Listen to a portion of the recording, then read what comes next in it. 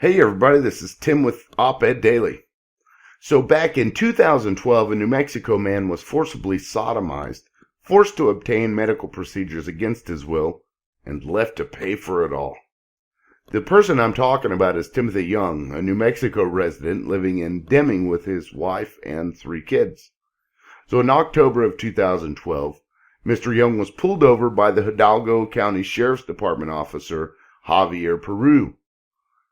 So he was already pulling into a Flying J to get gas when the officer flipped his lights on, claiming that Mr. Young didn't use his turn signal. So at some point, the officer asked to search Mr. Young's vehicle, which he gave them consent to do. Yeah, go ahead, search it.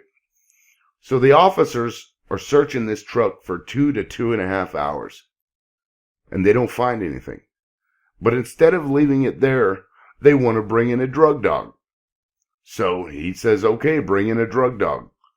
Now this drug dog hits on the driver's seat and the dashboard. Now this is when things get really weird for this man. The officers tried to obtain a warrant to do a cavity search on this guy without any real evidence, without any real reason to assume that drugs were inside of him. But hey, let's not let facts get in the way of judges giving police whatever they want. So the judge grants the search warrant, and they went digging. The officers, even though Tim had no drugs on him at this point, handcuffs him in order to transport him to the Gila hospital, which was an hour from the Flying J. As they're leaving the parking lot, the officers asked Tim, "Do you have it up your ass? Do you have drugs in your ass?" Yes, I'm being serious. If you don't believe me, watch this. No, I don't have. Do you have any heroin? They just looked at my dick and my ass and everything. I mean, I don't have nothing. I'm being as serious as I can be. Here's what's going to happen. Okay, we're going to do a search warrant on your truck, and we're going to do a search warrant on you.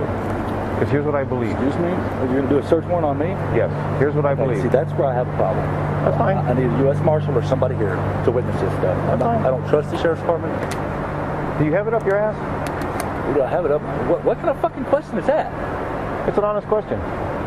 Have what up my ass? Do you have drugs in your ass? Trying to be faggot with me or what? Do you have drugs in your ass? Do you have some in your ass? If there's not, you got nothing to worry about. But I'm pretty confident there is. Okay, well let's bend over and check you then too while we're at it. Can I get a warrant for that? Okay, so to recap this entire situation, the guy consents to the officers searching his truck. He then consents to the dogs.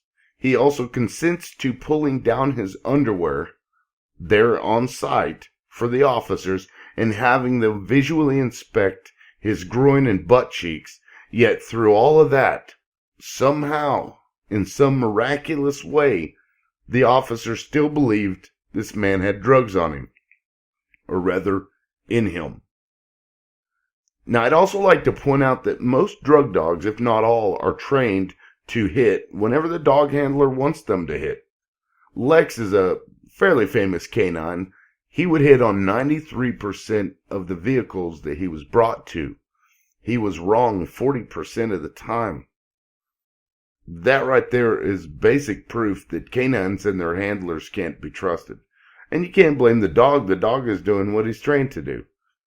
In all honesty, the officer would probably have a better percentage of success if they just did a coin toss every time that they suspected a vehicle of having drugs. So anyway, they took this guy to Gila Regional Medical Center and had his pelvis x-rayed. When the x-ray showed nothing, the officers still believed that this man had drugs inside of him, so they ordered the hospital to do a rectal exam, which turned up nothing more than an ass full of shit. Literally. No pun intended. So even after all of this, the officers kept him handcuffed in the back of their car for the hour-long trip back to his truck where he was released without being charged.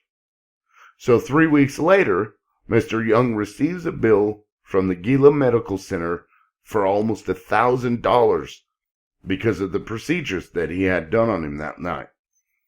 Now, Mr. Young has since sued the department and is likely still trying to sue everyone else involved, and I believe at this point he has received more than $900,000. Now, this is a story of state-ordered and state-sanctioned rape.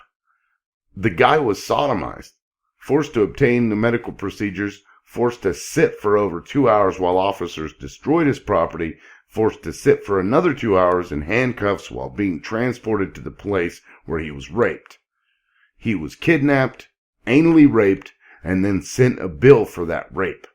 How free are you in a nation where innocent people are victimized by the very people we give power of protection over us? There's nothing free about that. For anyone that is pulled over, don't allow the officers to search your vehicle. Just say no. You have the right to say no. And it's likely the officers won't be able to obtain a warrant as easily if you say no. And if they don't have a drug dog on them, they aren't allowed anymore to make you sit and wait for a very long time for the drug dog to show up. So just say no. We've got to end the war on Americans that has been labeled the war on drugs. The need for our law enforcement to seek and destroy drugs is causing them to put every one of us in danger in order to satisfy an extremely Orwellian need to force us into obedience. Stop being obedient. Make their jobs as difficult as you can. This is Tim with Op-Ed Daily. Peace out.